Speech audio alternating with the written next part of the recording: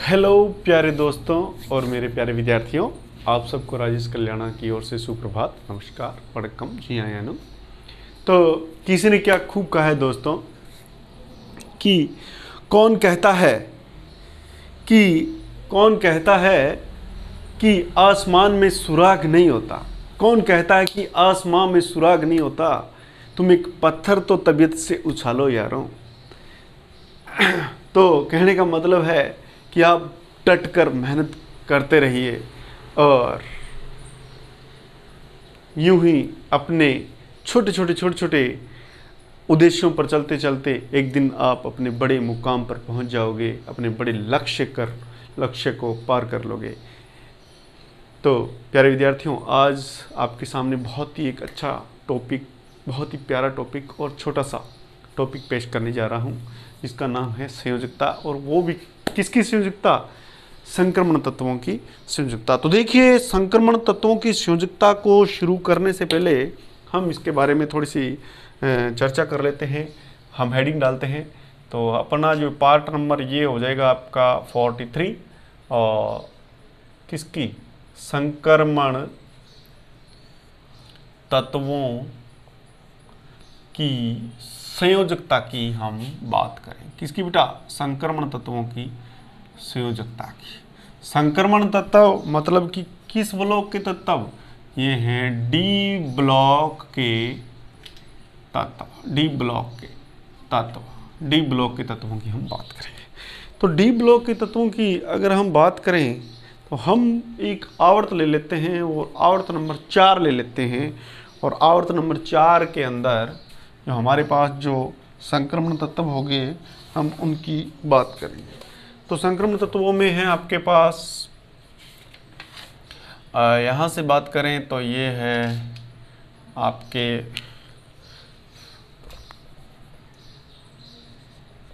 ये स्कैंडियम, ये टाइटेनियम,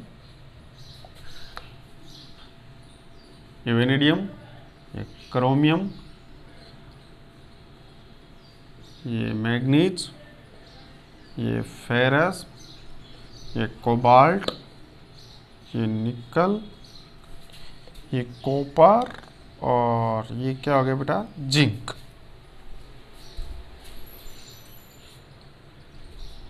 ये आपके जिंक हो गया। समझ में आ रही बेटा बात? तो इसका नाम लिख लेते हैं हम नाम लिखते हैं इसका, आपके आ गया स्कैंडियम, ये स्कैंडियम है, ये टाइटेनियम है, ये टाइटेनियम है, ये आपका वेनेडियम है, और ये आपका क्रोमियम है, ये आपका मैग्नीज है, ये आपका फेरस या जिसको लोहा कहते हैं, ये आपका कोबाल्ट, ये निकल, ये कॉपर जिसको तांबा कहते हैं, और ये है जिंक जिसको जस्ता कहते हैं। ये तो इनके हो गए नाम। और ये कौन से के हैं? n बराबर चौथे के। किसके सारे के सारे तत्व? चौथे के, n बराबर 4 के। ठीक है। अब सुनिए बेटा, इसके अंदर कि हमने बात की थी इनके इलेक्ट्रॉनिक विन्यास की। तो इनका जो इलेक्ट्रॉनिक विन्यास है हम लिख लेते हैं बेटा। इसका इलेक्ट्रॉनिक विन्यास, बाहरी कक्षों का इलेक्ट्रॉन हम लिखें यहाँ पे। ये तत्व हो गए, तत्वों के नाम, तत्व के नाम हो गए, और इसका सबका आवर्त नंबर क्या है? 4 है, और ऊर्जा स्तर नंबर भी 4 है, ध्यान रखना। अब हम बात करते हैं बाहरी कोश। बाहरी कोश में इलेक्ट्रॉन्स, बाहरी कोश में इलेक्ट्रॉन का जो है, तो इसमें हम बात करेंगे किसकी? इसकी 4s सब में होगा, 4s2, और ये 3d1 होगा, ये 4s2, ये 3d2 होगा बेटा, ये 4s2 4s2 और ये 3d 3 होगा, ये 4s2 और ये 3d 4। लेकिन बेटा ये मैंने बताया था कि क्रोमियम के अंदर इसके आधे हो जाएंगे और एक इलेक्ट्रॉन यहाँ चला जाएगा तो ये बिल्कुल आधा हो जाएगा 5, ये भी बिल्कुल आधा हो जाएगा। और बिल्कुल जो आधे भरे हुए कक्षक होते हैं वो आंशिक भरे हुए कक्षकों से ज़्यादा स्थायी होते हैं। तो यहाँ पर ये न होकर विन्यास यहाँ पे 1 आ जाएगा और यहाँ पे विन्यास हो जाएगा 5 होंगे, तो 5 और 1 6 ही होंगे। यहाँ देखो 5 है, यहाँ 2 और 2 4 है, यहाँ 2 और 1 3, इस टाइप से बढ़ते जाएंगे भारी कक्षों में इलेक्ट्रॉन। यहाँ पे फिर कितना हो जाएगा 4s2 और 3d 5 हो जाएगा। यहाँ पे कितना हो जाएगा बेटा इसके लिए, फिर इसके लिए 4s2 और 3d 6 हो जाएगा। कोबाल्ट के लिए बेटा 4s2 और 3d 7 हो जाएगा। और निकल के लिए 4s2 और 3d 8 हो जाएगा। और यहाँ पे वापस वही, जो यहाँ पे ज़्यादा भरे हुए तो आधा हो जाएगा और यहाँ पे ये 9 की जगह 10 हो जाएगा। तो ये पूरा भरा हुआ ज़्यादा स्थायी है और ये बिल्कुल आधा भरा हुआ ये ज़्यादा स्थायी है। यहाँ पे 4s2 और 3d 10, ये इनके बाहरी कक्षा में पाए जाने वाले इलेक्ट्रॉनों की क्या है, संयोजकता है, भरी हुई है। अब हम बात करेंगे इनके जो कक्षक है उनको इस टाइप से बनाएंगे। बेटा देखो हम यहाँ पे बना देते हैं, ये आपके सामने एस कक्षक, ये एस कक्षक है यहाँ पे, और ये एस कक्षक है। एस कक्षकों की बात करेंगे बेटा। एस कक्षक क्या होता है, संख्या में एक ही होता है। इलेक्ट्रॉन इसमें कितने पाए जाते हैं बेटा, इसमें इलेक्ट्रॉन पाए जाते हैं आपके कितने पाए जाते हैं, ज़्यादा से ज़्यादा 2 इलेक्ट्रॉन पाए जाते हैं। तो ये एस कक्षकों के बारे में हमने बात की। ये एस कक्षक है, ये थोड़ा ज़्यादा छोटा बना दिए, थोड़ा बड़ा बना देते हैं।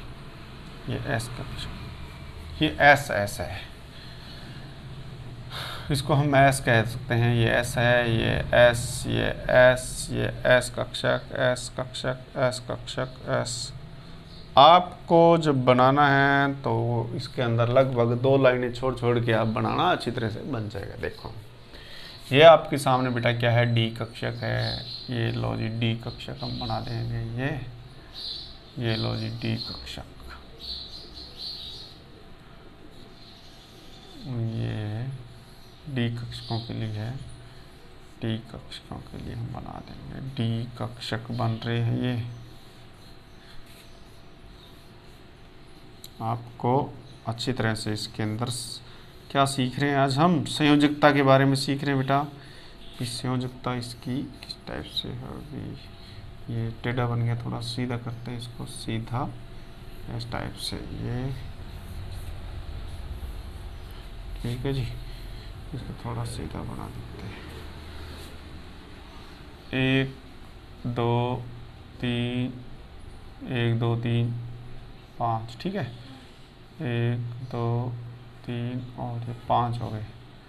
1 2 3 और ये 5, 1 2 3 और ये 5, 1 2 3 4 5 हो गए। 1 2 3 और ये 5, 1 2 3 और ये 5, 1 3 और ये 5, 1 3 और ये 5, 3 और ये 5।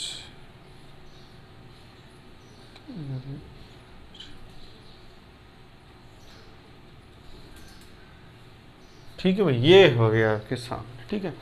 ये डी कक्षक है बेटा, कौन सा, ये 4s है, ये 4s, ये 4s, ये 4s, ये 4s कक्षक है, ये 4s, ये 4s, ये 4s, और ये 3d कक्षक है भाई, 3d कक्षक, ये ऊपर वाला 3d 3d 3d 3d 3d 3d 3d 3d कक्षक, ठीक है बेटा। ये 3d। अब देखो हम इसमें भरते हैं बेटा, इलेक्ट्रॉन भरते हैं। ध्यान से देखना, इसमें कितने इलेक्ट्रॉन है, 2 है, तो आप इसमें 2 इलेक्ट्रॉन भर दो। और डी में 1 इलेक्ट्रॉन, तो कितने इलेक्ट्रॉन हो गए टोटल, यहाँ पे कितने इलेक्ट्रॉन हो गए बेटा, यहाँ पे इलेक्ट्रॉन हो गए कितने, 3। तो पहले ये इलेक्ट्रॉन त्यागता है कितने, 2। तो यहाँ पे मैं लगा देता हूँ 2। तो इलेक्ट्रॉन इसकी संयोजकता कितनी हो जाएगी, 2 हो जाएगी। और ज़्यादा से ज़्यादा ये कितने इलेक्ट्रॉन त्याग सकता है, पूरे के पूरे 3। तो इसकी संयोजकता हो जाएगी +3 हो जाएगी, ध्यान रखना। ठीक है बेटा, इस बातों का आप ध्यान रखना। इसमें इलेक्ट्रॉन कितने हैं, पहले में 2 है, एस में 2 है, और डी में कितने इलेक्ट्रॉन बेटा, 3। तो ये ज़्यादा से ज़्यादा पहले, सबसे पहले कितने त्यागेगा, त्यागने की कोशिश करेगा 2 की, ये 2 इलेक्ट्रॉन त्यागेगा। और उसके बाद में कितने त्याग सकता है, ये 3 भी त्याग सकता है। और साथ में ये 1 2 3 त्याग दे तो 3 संयोजकता हो जाएगी। 4 भी त्याग सकता है, तो चारों के चारों त्यागेगा, तो इसकी संयोजकता हो जाएगी बेटा कितनी, +4। समझ में आ रही मेरी बात। तो इस प्रकार से आपको ध्यान रखना। इसमें बेटा देखो कितने हैं, यहाँ पे हैं 2, 1 2 और 3। ज़्यादा से ज़्यादा कितने त्याग सकते हैं, +2। और अब कितने त्याग सकते हैं, 3 भी त्याग सकता है, तो यहाँ पे संयोजकता +3। और अगर 4 त्याग दिया तो संयोजकता हो जाएगी +4। और अगर 5 त्याग दिए तो संयोजकता +5। कहने का मतलब ज़्यादा से ज़्यादा वेनेडियम कितने इलेक्ट्रॉन त्याग सकता है बेटा, 5 तक त्याग सकता है।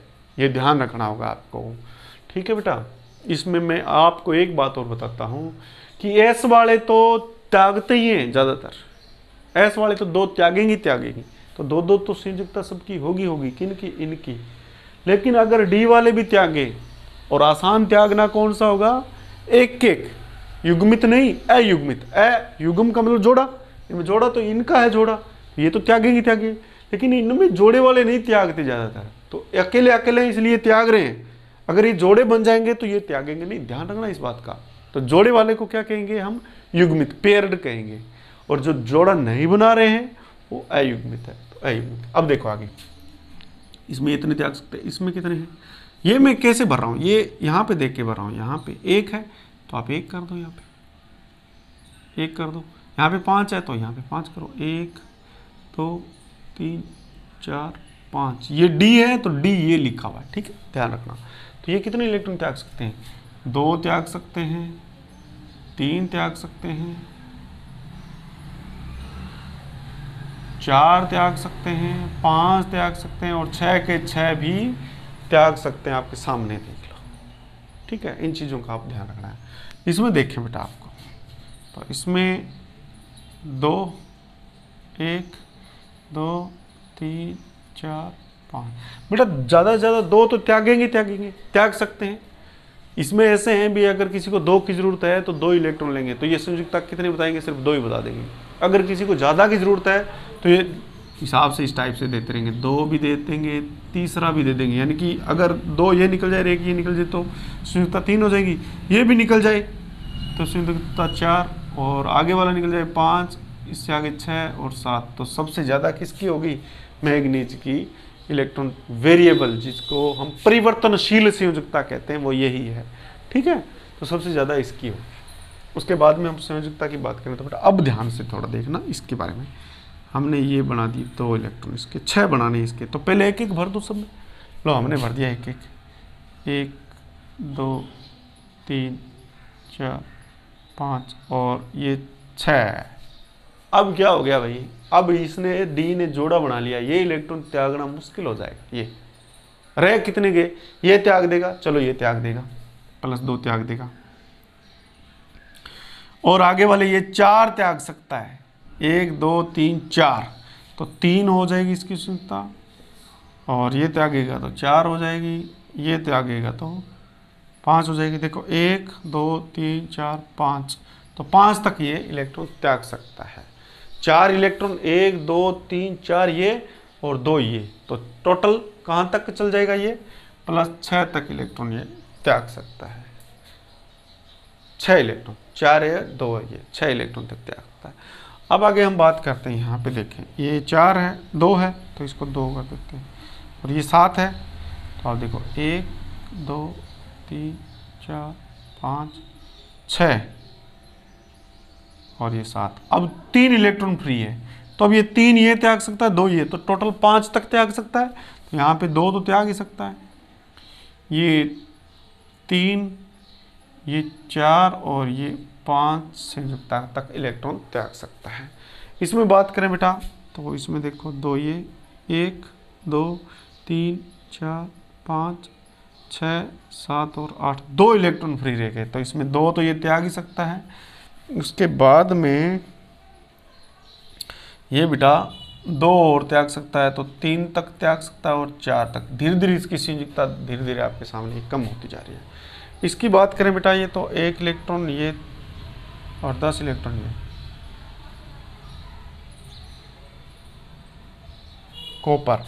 अब ये 1 इलेक्ट्रॉन त्याग सकता है, लेकिन इसमें एक अपवाद है मेरे बच्चे, वो है कि ये 2 भी त्याग सकता है। 2 को भी ये ज़्यादातर ये इस पर ये ज़्यादा त्यागता है। अब इसका ये क्या है, अपवाद है भाई इसमें, ठीक है, इसको आप याद करना है, ठीक है। और इसके अंदर ये जिंक जो है, अगर बात करें जिंक,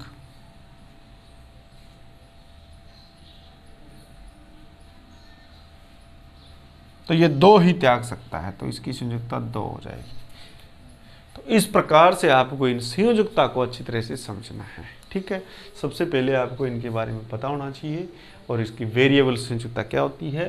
ये ट्रांजिशनल मेटल है, इलेक्ट्रॉन पहले इसमें भरा जाता है फिर इसमें आ रहा है। तो ये 4, अगर हम 4 कक्षक की बात करें तो बाहरी कक्षक है और ये अंदर वाला आंतरिक कक्षक है, तो इनको इसीलिए संक्रमण तत्व भी कहते हैं।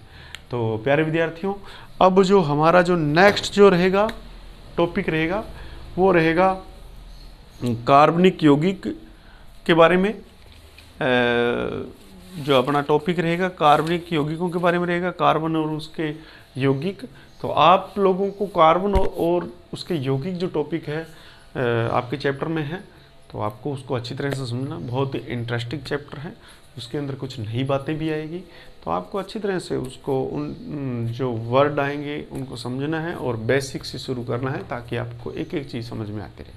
मेरी कोशिश रहेगी कि मैं आपको बहुत अच्छी तरीके से जो है इसके बारे में बताऊं, ताकि आपको कहीं और जाने की ज़रूरत नहीं पड़े और आपको सिर्फ एक ही प्लेटफॉर्म पर सारी चीज़ें मिल जाए। और हमारा जैसे रसायन विज्ञान ख़त्म हो जाएगा, उसके बाद में हम शुरू करेंगे फिजिक्स को। तो आप यूं ही बने रहें, लगातार देखते रहें। आपको ये मेरा प्रयास कैसा लगा? अगर आपको मेरा प्रयास अच्छा लगा तो प्लीज़ एक लाइक कीजिए और कमेंट कीजिए, और जो बच्चे नए हैं वो मेरे चैनल को सब्सक्राइब कर लो और बेल आइकन को दबा लो, ताकि आपके पास आने वाले जो न्यू वीडियोस का नोटिफिकेशन पहुंचता रहे।